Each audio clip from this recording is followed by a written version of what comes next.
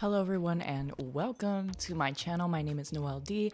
I am medically retired from the Marine Corps and I'm just on YouTube talking about books for fun because the best part about reading is the conversation. So, speaking of conversation and best things, let's go from my worst to my best books of the year. So I'm going to go the absolute worst would be my did not finish books. And I will say I did not read that much this year. So if we want to count my two DNFs, then it's 17. But I read 15 books this year, and I'm not counting my DNFs. And then I'm also not counting the manga, but I read One Piece Volume 1 through 19 or 1 through 20. Something like that. I'm close to reading through 20, I believe. So first one is Happy Place by Emily Henry. And this is about a couple who breaks up and then has to be on a vacation together for the last time with their friends. And so it's a forced proximity sort of romance book. And I guess I should have realized that there would be sort of the want in the physical, intimate way, which is not exactly what I necessarily want to read. But I think what the big problem for me was is I didn't really like the friends. I didn't really like the way people talk to each other because the banter was not human-like. It very much felt like the characters were all very witty to a fault. And I do have two different videos on the reading romance for the first time books. And yeah, I also felt like they were together for a very, very long time, the main two characters in this, and we as the readers, were not given any reason in the first 80 pages to root for them other than the fact that they had been together for a long time. But when they had seen each other again, it was all physical attraction, which is just not a very great foundation to have in a relationship. It just didn't work for me. I didn't like her writing in general. I didn't really like the people in this book either, just personality wise. I don't think that I was really, vibing with it basically. And so I DNF'd this at like 80 something pages. And if you want to say that I didn't give enough time, that's completely fair. I just couldn't do it anymore. And some of the lines were just too cringy for me and I just couldn't do it. The next one I don't actually have the physical copy of because I think I donated it to a library or a secondhand bookstore or something like that. And that was Howl's Moving Castle by Diana Wynne Jones, something like that. Very popular children's author specifically for that book. I absolutely adore the film from Studio Ghibli or Ghibli, however you want to pronounce it. I think that film is amazing. I grew up with it, so it was definitely one of my favorite anime movies. However, I feel like the book's focus was a bit more on the main character Sophie making a deal with a demon to be able to reverse the curse that was put on her by an evil witch.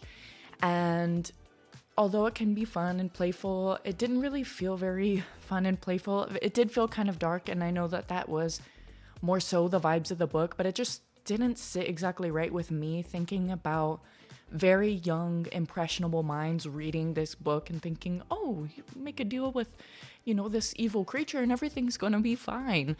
And I know that it's fiction, and as long as you're teaching your kids not to do anything like that, it's fine. I don't know, it just didn't sit right with me, and overall, I was like 150 pages in. Overall, I was just not enjoying it as much as I enjoyed the movie. I will still watch the movie time and time again, and I know that the movie and the book are about the same thing. It's about Sophie, she treats this witch poorly, who comes into her shop, and then the witch bewitches her, casts a spell on her, casts a curse on her to where she has to look like an old woman. And it doesn't bother Sophie too much because it's kind of how she feels on the inside, which I can definitely kind of relate to that, having been medically retired from the Marine Corps and just my body just hurting every day and things like that. And her being a bit more calm and serene and just kind of wanted to spend alone time with herself, and it just matched with her. And then there's obviously the romance between the main male character of the book, which is Howl, who is also made a deal with a demon. However, he was very, very young and impressionable and didn't exactly know the repercussions of what he was doing. But especially in the movie, I think the characters are just so great. But we're not talking about the movie, we're talking about the book. And I just wasn't really enjoying it as much as I feel like I enjoyed the movie, and some things just didn't sit right with me, so I just knew it wasn't going to be the book for me and that I wasn't going to continue it and still be enjoying it, so I just stopped at about 150, 170 pages. The next book is also by Emily Henry. Well, actually, yeah, the next book is by Emily Henry, and then I have another one that I don't have physically, so I have to remember to talk about that. So Book Lovers, I read this, I finished it in October, and I want to say I read Howl's Moving Castle at the beginning of the year. I read Book Lovers Happy Place also somewhere between September and October. So I actually finished this book, and I rated it a 2-star. Again, characters felt very samey to even Happy Place. The wittiness was too much to feel believable, like a believable person would actually say these things. The romance in this was okay. It definitely felt a bit more lust-based, but there was more communication and having to deal with each other's personalities and things like that. There was definitely a lot of cringy things that were said, and I feel like that is what really gets me about modern romance. Maybe I need to try a historical romance or something, because something about modern romance, using modern terms or talking about weird things like they do in this book, it just was off-putting to read about, and it just wasn't for me. I don't really like her writing just in general. I wouldn't say that I'm just gonna say it's not for me, because whatever. So you have an editor and a book publisher, I believe. And basically it's a play on a Hallmark movie, except the girl is trying to be not like the Hallmark movie. She's basically the bad character in the Hallmark movie, I guess. But I found myself being more interested in the side plot of what was going on with the main female's family and her sister and them vacationing together. I was more interested in that plot, and then when those things came out, it wasn't as interesting as I wanted it to be, or certain things that she wanted to do, or being a certain way that she was. I don't want to say her reason wasn't good enough, but it just felt like her reason wasn't good enough. Like, I don't know how else to describe it, but there was a big personality flaw that she had, if I can remember, and it just wasn't good. It wasn't very well thought out writing, in my opinion. And I think that's basically about it for that. The next book I would say is Hello Stranger, and we are going from worst to best, guys. I don't even know if I said that, but I rated that at 2.75. The writing was better. There was less cringy stuff, still cringy. The main character was very dense, I guess, because I saw the plot twist from the beginning. Basically, it's a girl who gets in an accident, not an accident. I keep thinking it's an accident because it happens when she's crossing the street, but she passes out because of, I think she had brain bleeding or like a cyst in her brain or something like that, and then she had to get it taken out, and then that got all fixed up, and then she got face blindness for like 2 weeks, 5 weeks, I don't know, something like that. Wasn't a very long time relatively to life, but she meets this guy over and over again, has never seen his face or thinks she's never seen his face, and even her best friend continuously forgets that she has face blindness. So when her best friend's like, "Oh, I threw you a party, aren't you so glad?" And she's like, "No, girl, I don't know anyone here." And she's like, "Of course you do, girl, you know everyone here." And she's like, "But I have face blindness. I told you about this like 5 times already. I literally don't know who I'm looking at. I can hardly tell who you are." Her best friend was just so inconsiderate. I kind of wish that they would have stopped being best friends by the end of the book. but they still were, I guess. I just didn't like that. I didn't like how certain characters who were our villains, our bad people in the book, had a complete 180 change of character by the end of the book, but it kind of felt very quick, like a very quick turnaround. Like the whole book they're bad, and then boom, last 20 pages they're good. And it's like, do we have an unreliable narrator? Kind of.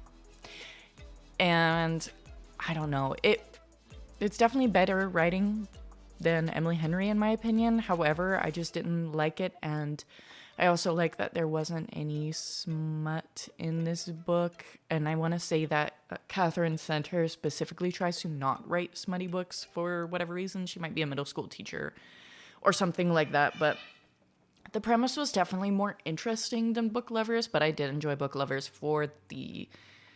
in the sense that it had to do with books, and if you like books, I feel like you like reading about books too. The bookception is something. But again, Hello Stranger, it was better, but not my favorite. Definitely not my favorite. Speaking of my favorite, I feel like it's going to be a big surprise to what my favorite was, because I've been thinking about it for the past week of what was actually the book that I enjoyed the most this year. And it's because I kept thinking about it that I was like, it has to be my number one. Anyway, continuing on to Babel by R.F. Kuang. This is a fictional fantasy story where the magic system is language. You're following these kids who have their different problems coming into this school in Oxford in the 1800s or something like that, 1828. And you're kind of following all of them and their life problems. Some things felt very on the nose when it came to a lot of racist remarks. However, it was set in 1820s. There was definitely some things that were said that just feel like, oh my gosh, like how could people even say that to another person? That's just horrible. However, the plot and the characters' decisions, especially a specific character, it didn't make sense for who they were. And when I've talked to my husband about this, he said that it's supposed to be kind of a tragedy, but it wasn't done well, because you start to dislike the characters because they start to do things that are morally unjust, except for one of them, I think. And I was just like, I don't like these characters. I don't want to follow these characters anymore, but I love the magic system. I love how they were talking about language, because I am studying to be a Spanish major, and maybe after that Korean, we'll find out. And I think it's important to talk about differences. It's important to talk about the things that everyone goes through. However, I feel like R.F. Kuang wanted to talk about two things. Well, maybe three. She wanted to talk about communism. She wanted to talk about... Not communism. Let me stop before I don't even know what I'm talking about. But she wanted to talk about racism. She wanted to talk about sexism. And she wanted to talk about language. And I feel like maybe if she writes a memoir one day and talks about her life or talks about her interests or something like that, I feel like it would be better, because it didn't really feel like she wanted to write this story. It felt more so like she wanted to talk about those things. All that being said, I did rate this a 3.75, so I still enjoyed it, but I think by the end of the book, I was done with everyone and was quite upset. And I didn't have any, I don't want to say I didn't have any connections to the characters, but just the decisions that they made just made them kind of horrible people. So I was like, I don't know if I really can root for you guys. And it seems that R.F. Kuang, in general, writes books where you don't root for the main character, because I've heard things about the Poppy War and how the main character is very unruly, especially to people who are in positions of authority, and how things like that just don't happen in the real world. Like, you just can't get away with doing something like that. And then Yellowface, which is also a story about a problematic person. And so I think that she likes writing point of views from kind of antagonists, but they're not antagonists. Anyway, there are definitely interesting parts to this story. There are definitely things that I really like, but I think that the things that I don't like really stand out to me. I would say give this a try if you really love languages. If you don't love languages and think that a language being the center of the magic system is interesting, then I don't think that you would really like this book, because there are a lot of lengthy talks about languages and translation, but I really enjoyed that's my favorite part of this book, and that's what made me want to read it in the first place. But I just think that the characters they just did some unforgivable kind of things, and that just made me not want to root for them anymore. So yeah, Babel by R.F. Kuang. I might donate this book eventually. Maybe I'll reread it and try to see, because I definitely want to know what y'all's opinions are on this. And I would like to probably watch some videos of what other people have to say about this, because I think this book could be a very interesting conversation. So the next book, I read that book, finished it in March. The next book I finished in February, and that was Percy Jackson and the Olympians, Book 5, The Last Olympian. Technically the end of the series, though I know Rick Riordan just wrote a 6th book, and I'm probably not going to read it because he finished the series many years ago and then just now wrote a 6th book. Like, what are we doing with that? And he's like, Percy's supposed to be in college, and I don't know if I'm interested in it. I'm sorry, just hit my microphone. Can't say much about this other than you're continuing to follow Percy, and he is a demigod, son of a human and a god, and it's a fairly good ending. I just think that and I rated this a 5, so don't worry about the ratings, because I'm rating this for what it is. So as I continue and you see that there's a next book that's like a 4, it's a completely different. I'm not rating these books against each other. I'm kind of rating them for what they are, if that makes sense. Because I can't compare this to something like The Lord of the Rings, because at the end of the day, this is freaking far below that. But for what it is, it's a 5-star. Good ending. Interesting story, like the way everything had come together in this book, but it wasn't as good as book number 4, which is my favorite of the series. Continuing, my favorite of Harry Potter so far. I rated this a 5. I think I finished this in January. Yep, I finished this at the beginning of January, and I got my tabs, my color-coded tabs, as per usual, and the nostalgia's got me for Harry Potter. This is the second book. Okay, the nostalgia still got me for this book. When did I finish Harry Potter and the Chamber of Secrets? I finished it April 7th. It's a 4 stars. It's a 4-star. Sorry. Oh my gosh. So it's a 4-star because it felt very samey to the first book. And although I still have my nostalgia for this, I just feel like it wasn't as strong as the first book, but it was still good. And if you don't know what Harry Potter's about, go watch the movies. Go read the books. Please do it before the show comes out, because I'm very scared for what that show is going to be. Anyway, next book is Book 3, The Titan's Curse of Percy Jackson. I finished this January 24th, and I didn't rate this because I didn't know really where I wanted to put this, and I want to say I was in between somewhere between a like 3.75 to 4.5, something like that. I liked this book. I want to say that I liked the different elements that were brought into this book. I liked it more than the last book, but I didn't like it more than the rest. So this book 3 would be my second to last when it comes to favorites out of the books. Yeah, I would say that that's where I would rate it. And again, Percy Jackson, fan favorite, 4-star probably rating. Probably around there. Feels right.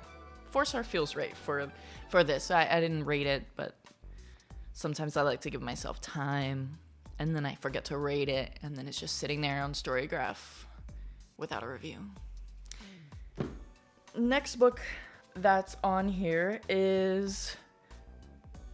I feel like this is unfair. I feel like I may want to put this higher. The only reason I don't. Now, this book was very enjoyable. However, I feel like my brain's capacity was not there to be able to read this. And I did get a little confused here and there. This book is The Call of the Wild by Jack London. And I finished it January 18th. I rated it a 4-star. It was good. There were some times where I got very confused, or things that were just series of events where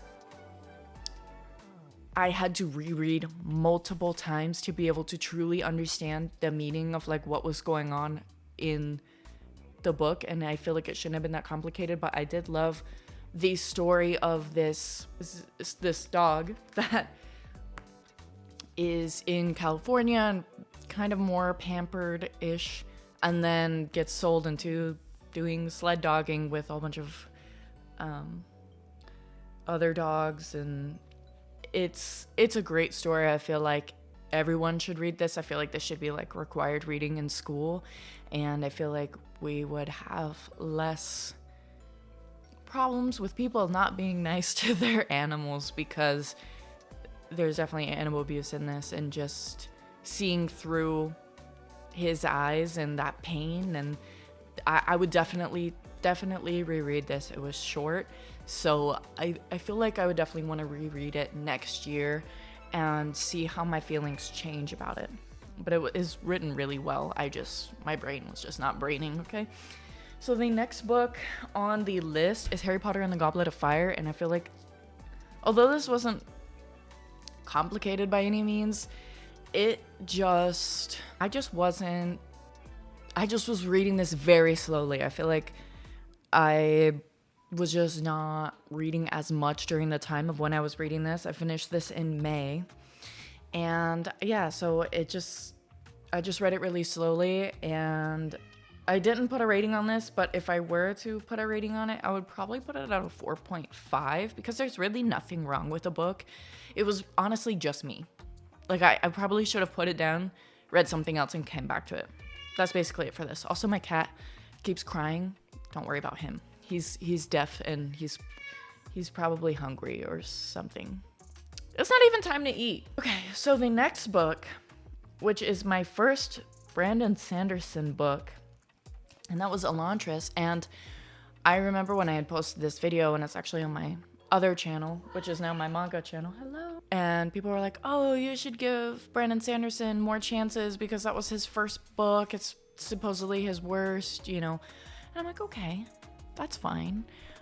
But I had read 75 pages into Mistborn and also had some problems with Brandon Sanderson.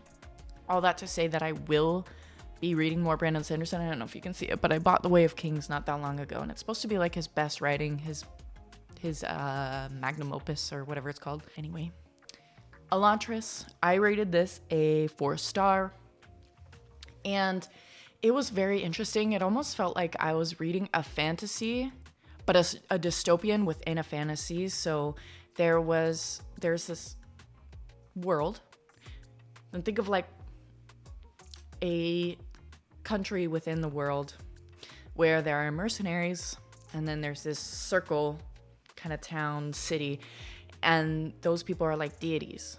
Then one day something happens, and they are almost zombified, but they don't die. They're just extremely hungry and are like ravenous, and they start going insane. And this circle of the city has these stairs where you can go on the outside and look into them. So the mercenaries that were the lower class now become the rulers, shut off that circle, and then look in, which is what makes it feel kind of dystopian-like. And we follow a prince who gets taken by the Shroud, which is basically a randomized process as to people being chosen to become what were the deities and are now the zombies-defied people. But they don't eat people, by the way. I don't know. They get really ravenous. They get really crazy. They get really... And there's like different groups within this circle, like people like fighting each other and trying to fend for their food and everything like that. It's pretty wild. This prince gets taken by the shroud or the shoud. Don't even get me started on that. And then you're following who was supposed to be his wife to be, and she's on her way. You follow her, you follow the prince, and you follow the villain. And yeah, the mercenaries, like I said, they look in on the people, and then the prince is trying to figure out what happened to them. Why were they deities one day and then cursed the next? And I found this very interesting. The writing was not great. Some of it was very repetitive, and Serene, the main girl character, Brandon Sanderson found every single possible way to tell me that this girl was tall. Every time I was in her perspective, it had something to do with her being tall. They said it multiple times, and it was just, I was punching this book literally because it was like, why should I care? Why should I care? You told me 87 times within the first half of the book. You don't have to tell me 50 more times that she's tall. I do not care. And then the villain also didn't feel fully fleshed out. And kind of the ending with the villain where he says something and I'm like, but did you though? But did you? Because that doesn't make any sense. Like that, it's not adding up. It wasn't fully fleshed out. Anyway, 4-star. I would recommend it because I think that the premise is very interesting. Like I said, basically feels like reading a dystopian within a fantasy, and it's really cool. The magic system's cool. You're finding out what's happening along with the characters. Like, you don't know what's going on at all.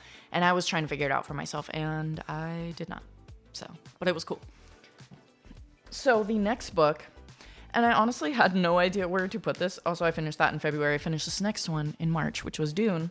I want to say that, so Dune, you're supposed to go into it very confused. Dune, you're following a main character. You're following his family that are basically going into a trap where they're sold this planet, and then they have to go on the planet, and the planet's without water. And there's all sorts of stuff going on that planet, evil, blah. It's a sci-fi book. It's kind of hard for me to explain. I'm not very good at explaining Dune specifically. I would say that I probably enjoyed the movies better than the book. And after talking with my husband about it, there were some things that the movie did differently that almost felt better. Some of the changes that were made sense. Even though one of the things that happened I thought was really funny at the end, and then it changed in the movie, and I was like, what the heck? Like, why would you change that? And then my husband's like, well, but it makes more sense for that to happen. I'm like, you know what? You're right. But I'm stubborn, so. Anyways, I was confused for about 50% of this book, which is what a lot of people say, is that it's very, very confusing. It's long, it's wordy, and my cat is rubbing up on the mic. Duchess, can you stop, please? I rated it a 4.25. Very hard to rate. Also, it was hard to read, and I just wanted to read Harry Potter again, but I made it like a challenge for myself where I had to read specific books so that I could get back to Harry Potter. That's probably all I have to say about Dune. It was slow. It was a really slow book. But if you really like the movies, or you haven't watched the movies, I would also say pick this up. I don't know when my camera stopped recording. That's kind of awkward. Dune, pick it up if you haven't watched the movies, pick it up. If you have watched the movies, pick it up. I would recommend it, but it's also very slow pace. So yeah. Okay, next is Percy Jackson and the Olympians, book 4, Battle of the Labyrinth. Best one in the freaking series. That's all you need to know. It takes place within a labyrinth, within a maze. It's freaking awesome. I loved it. It's also a bit more emotional probably than the other books. I didn't feel necessarily emotional, but it was emotional, if that makes sense. I really liked it. I thought it was very intriguing. Next is Harry Potter and the Prisoner of Azkaban. I think when it comes to plot from 1 to 4, the plot is the best in book number 3. The writing is really great. The writing continues to get better as the series goes on. And yeah, I just thought that this book was freaking awesome, very intriguing. Loved the different elements that were being brought into this book specifically. Next, Harry Potter and the Sorcerer's Stone, the first one. The only reason that this one is first, also, I didn't even tell you what I rated Harry Potter and the Chamber of Secrets, but it should be no surprise that it was, not Chamber of Secrets, The Prisoner of Azkaban, which I finished in April. I finished this one in January. They're both 5 stars. This one is the nostalgia, guys. I'm not even gonna lie. And I did cry. I did cry in this one, but it was a happy cry. Happy, bittersweet cry. When Harry gets a gift from a specific person. And it was from my favorite character, and I had to cry. So, but love it. Classic. Pick it up. Pick up Harry Potter, please. Next. Okay.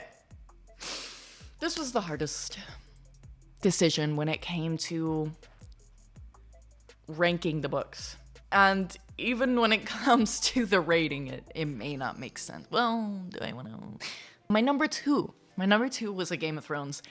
I really enjoyed this. It's by I almost said Robert Jordan. It's by George R. R. Martin. Oh my gosh. Anyway, it's by George R. R. Martin. Great storytelling, epic fantasy. You're following multiple different points of view, and it is the summertime throughout this whole book, but winter is coming. And the winters are supposed to be really, really brutal in Westeros, and you're following people battling for the throne, because it's a Game of Thrones. And there are so many intricate plot lines that are weaving together, and this is just the beginning. So I really, really enjoyed this, but there were definitely things that made me uncomfortable when it came to George R. R. Martin as the narrator describing a young woman's breast who was like 13. I was uncomfortable as a young female myself. And I don't know, just like an old man describing that made me uncomfortable, though there's also SA and abuse and all these kind of things in this book. However, those things are not glorified. He's very much kind of showing you the personalities of the people and basically how terrible it is, how terrible the world it is. But there were, again, things as the narrator, describing things where it's like, did you have to tell me that? Do you have to describe a woman by her breasts? I don't think so. But basically every time a woman is introduced, so are her breasts. Other than that, with that aside, and also incest, but that is a part of the plot. With all that stuff aside,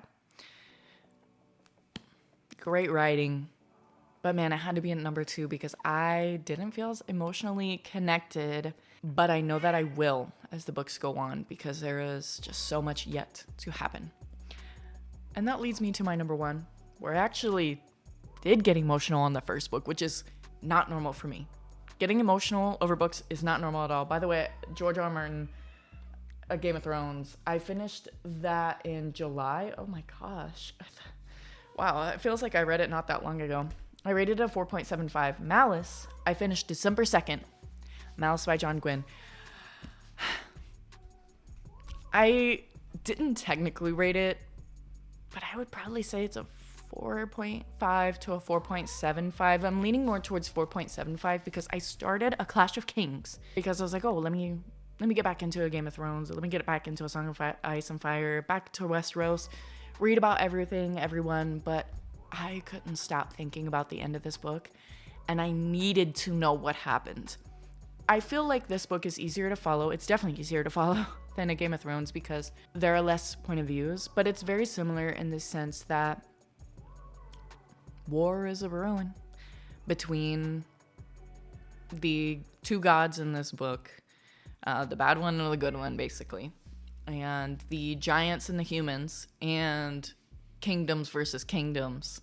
And then you're also following families, and you're following friends, and you're following groups of giant killers, and you're following evil people, you're following really great people, you're following people that you think are evil, or people that you think are good that actually might be bad.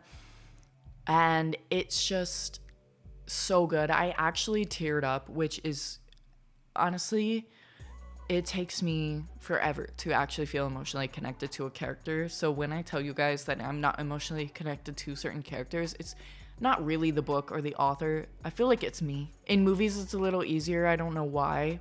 And in real life, I'm too empathetic probably. And that's not a flex at all. It's like it like weighs on my brain heavily. So but in this book, I feel like there were just certain characters that maybe I connected to people in my life. And I also did with A Game of Thrones.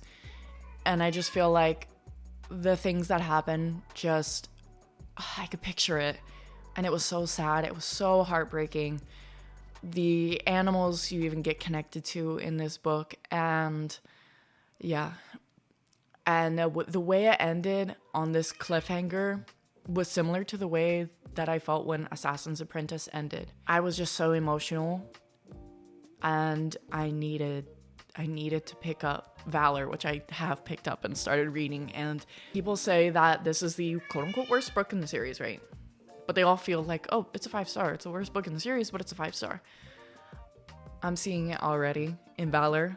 The writing's already a little bit better. The things are a bit more fast-paced.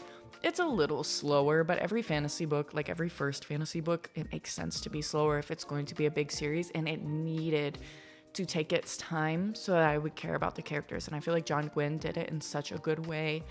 And I've watched interviews with him, and so I feel kind of connected to the author as well. So maybe that's also helped me with his work and really appreciating his work and knowing that he wrote this for his children.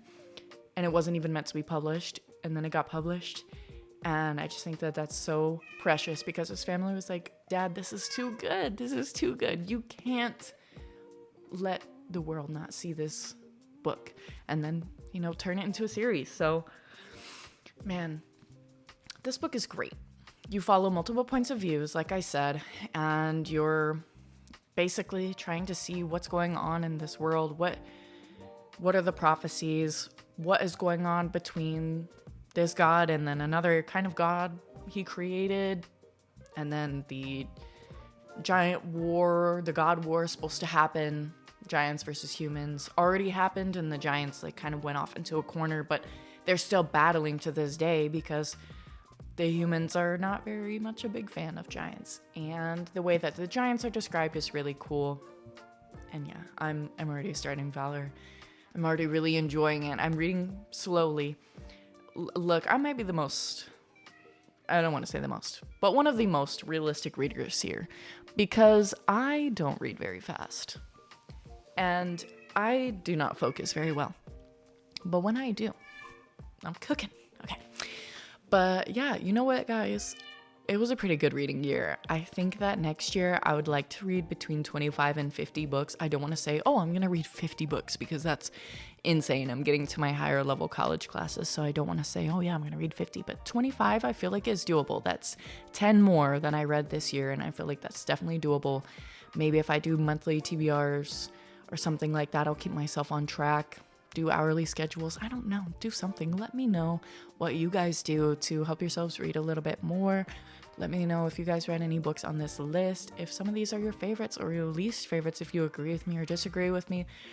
We'll just keep it cordial, keep it casual, nothing crazy. We're all friends here, okay? So, yeah, I hope you guys really enjoyed this video. I really enjoyed making this video. Hope you guys enjoyed the holidays. I